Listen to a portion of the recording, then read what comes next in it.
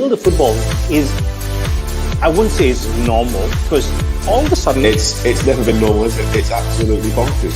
I am joining you live from my bar. Oh, wow. Well, potentially could be worth it for 30 goals a season. Hello, my name is Roshan, Narayan, and thank you for joining us on In 20. This is a light-hearted show, as you can tell from the very get-go. Danny, how are you? I'm very well, very well. All right. As you can see, I'm in the moment, enjoying myself. I know Christmas has passed, but you know what? It ends when I feel it ends. So when is the end of all this rubbish surrounding Manchester United, Danny? No matter what is said and done, no matter who is the manager, no matter the player, the personnel, whoever it is, the logo, there's always something going on. The latest news is that about 11 to 17 players want out. True or false? How true can that be? I mean, it's amazing, isn't it? You have to go back to really since Sir Alex Ferguson left. The moment he left, it's been pretty much in turmoil ever since. Never really worked out for David Moyes. And then every manager since then has had issues with players, with discipline. It just hasn't been the same. It's not the same Manchester United at all in any way, shape or form. You know, it was like they hated Mourinho because he was a disciplinarian and he wanted to do things in a certain way. They got rid of him and they were brilliant for 9, 10, 15 games, whatever it was, you know, when they could play with freedom under Solskjaer.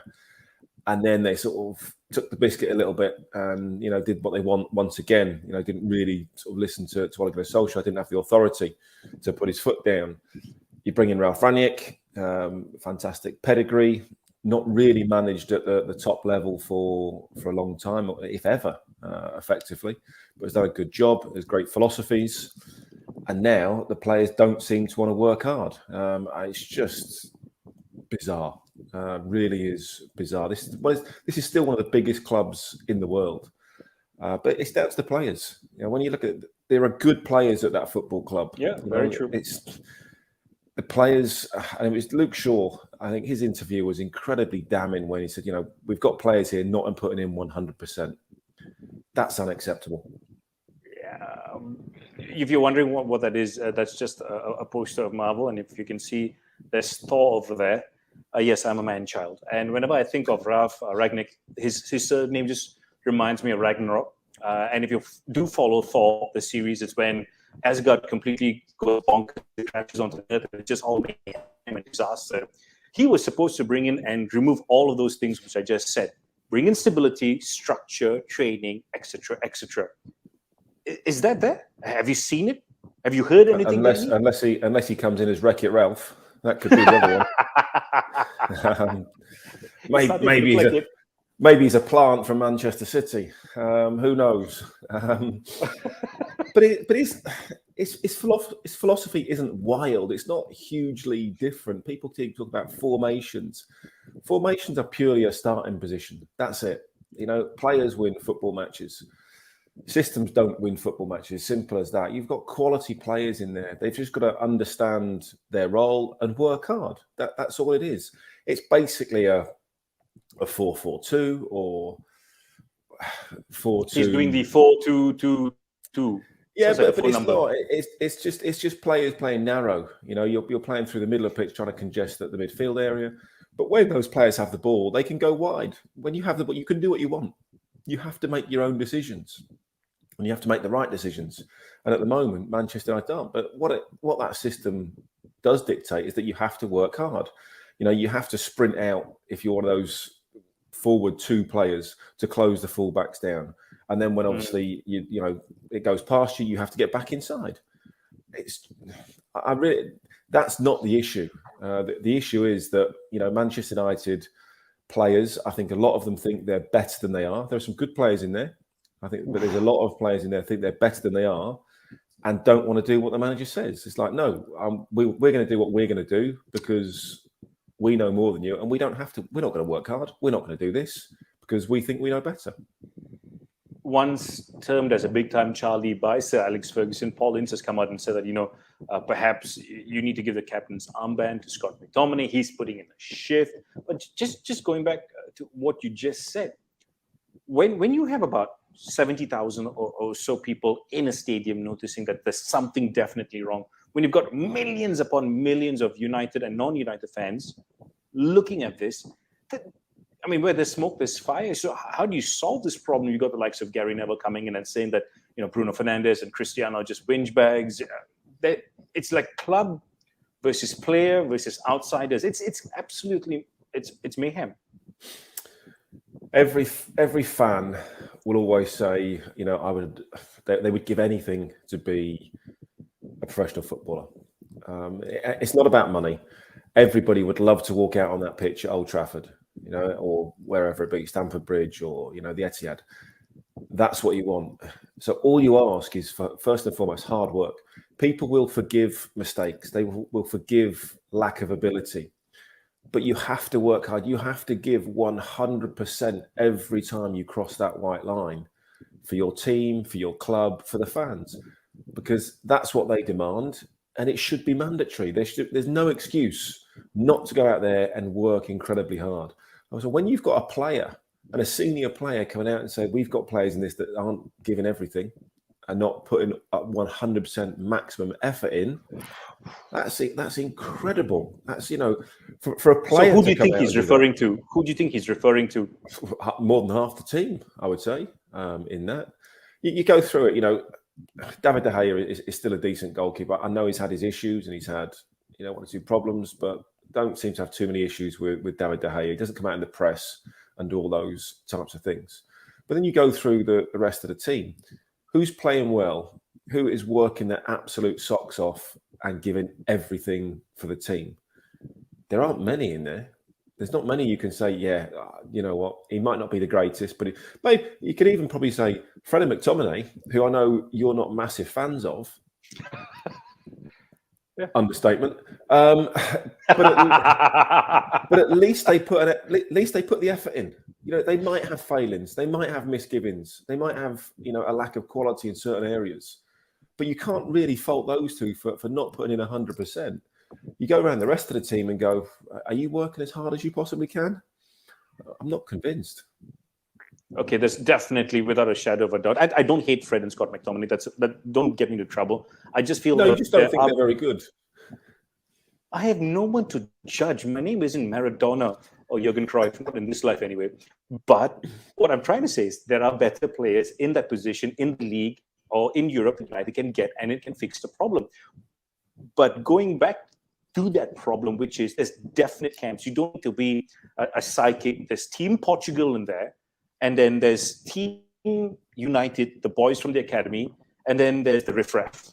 I mean, that's quite a. I mean, I don't mean any disrespect by that, but am I onto something over there?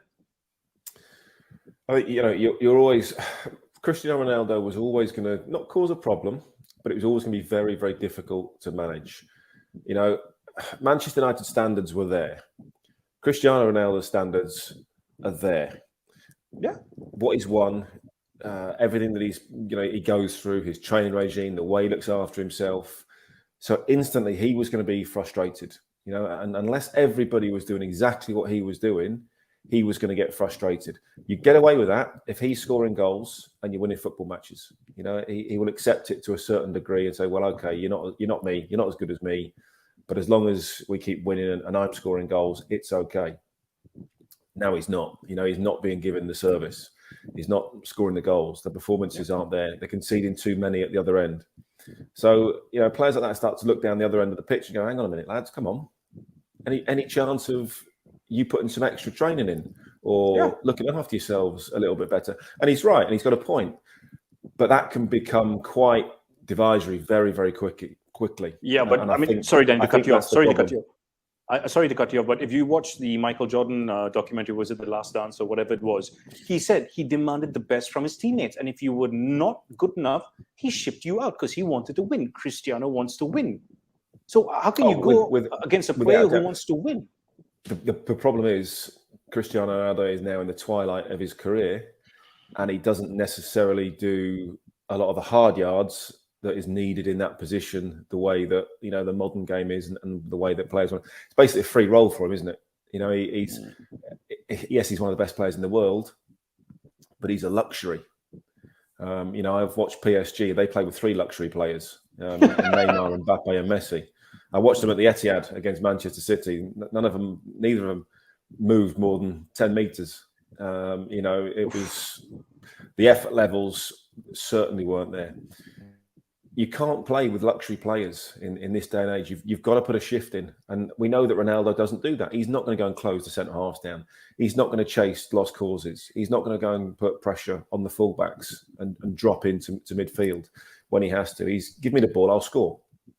And it's very difficult to get away with that, because a lot of other players will go around and say, hang on a minute, why should I run around if he's not going to? Because he's not scoring enough goals. He's not scoring 2 goals every game to warrant doing that. Quick one on Scott McTominay. Should he be given the armband? Is he good enough to be given the armband?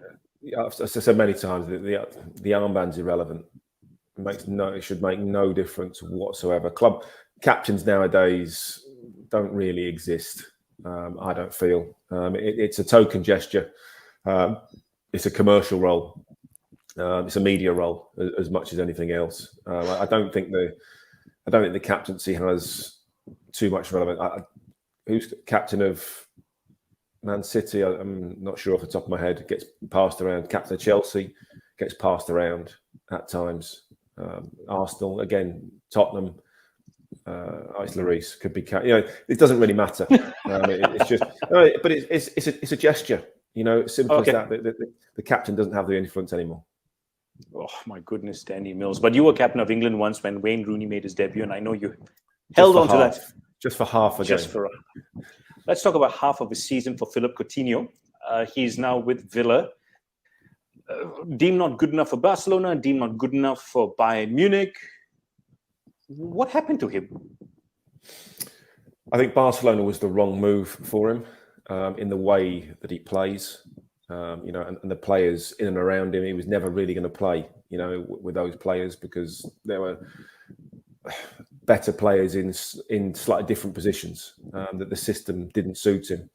Then, of course, he tries somewhere else. He's an outstanding player. He's a magnificent talent. I think what a coup for Aston Villa.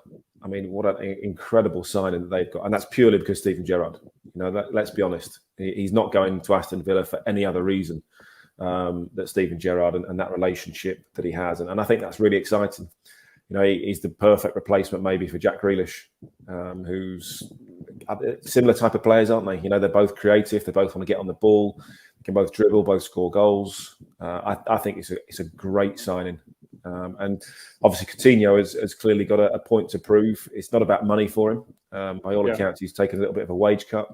He just wants to go there and wants to play, and that's another bonus for Aston Villa.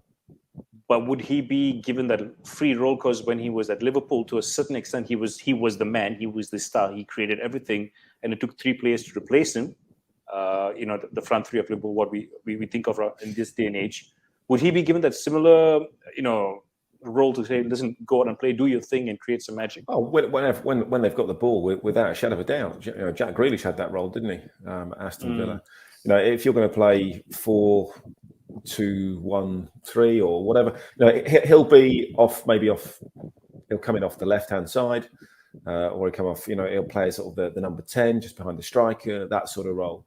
Yeah, and he will do defensive duties. He will get back and he will get into pockets and and stop people.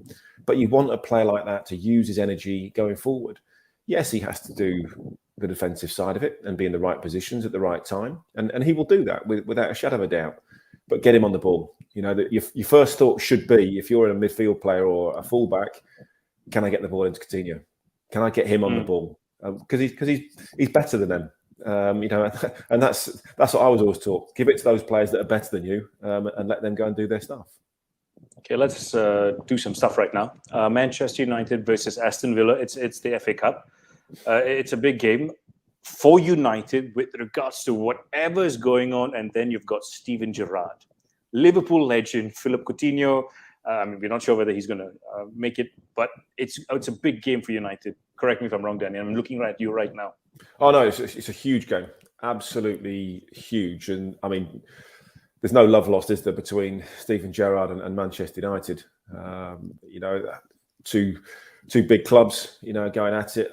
Steven Gerrard will be absolutely determined to get one over Manchester United. I guess first on his list will be Everton. Has to beat them. Maybe second is Manchester United. So it's really important. I think it's going to be a really good game, really exciting game. Manchester United, we just don't know what Manchester United is going to turn up. That's the problem. You know what Steven Gerrard's team's going to do. Yeah. Because of what he's demanding. And if you don't, he's going to drop players and leave them out. And I think the players have realised that very, very quickly. And they've bought into that. Manchester United still haven't bought into, Wreck-It Ralph style, have they? Wreck-It Ralph. I think we're going to get into trouble for that. But let's talk I about like Wreck-It Ralph. I think, go in there and destroy a few people. That's what I'm saying. Mix it up. That's what he's got to do. If you're not going to do it, you're getting smashed out.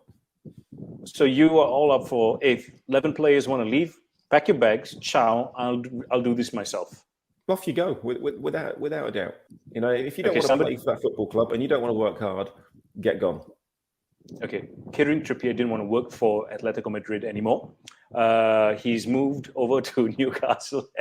Oh my dear Lord. That's him in his former jersey. He is a Newcastle player. Cambridge United.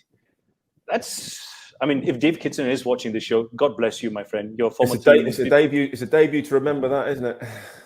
And the worst part is when he was walking off, he's trying to get his teammates to come and just applaud the team, and they just completely ignore him. They just walk down the tunnel. He moved for the money, yes, and that's why at times. Of course he did. For the love of the game?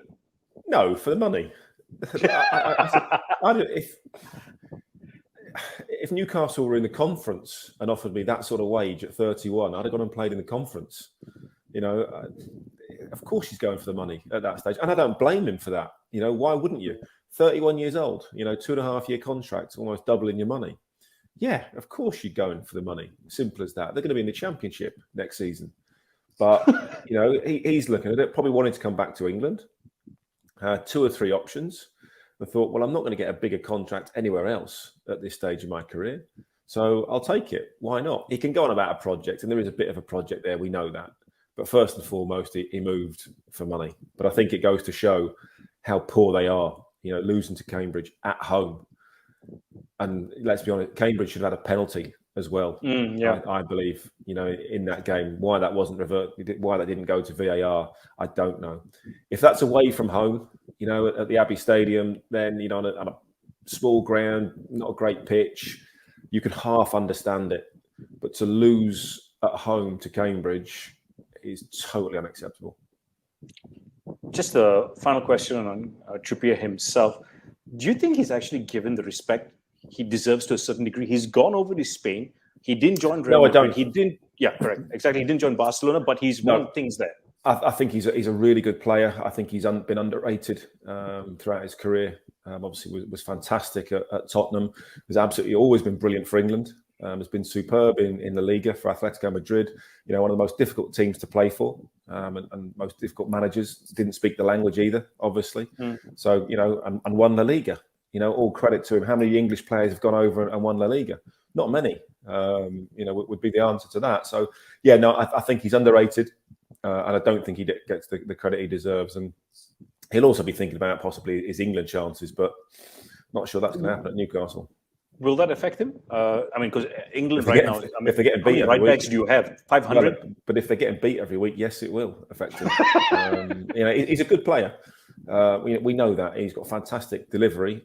But if you're up against it and you're having to defend and you're getting beat every week, it doesn't look good. All right, Danny, it's been an absolute pleasure. Who's going to win that game, by the way? United Villa for you, before I let you go. It's going to go to extra time, and Aston Villa are going to nick it in extra time. Oof, you heard it here first. Yeah, thank you, Danny. Remember,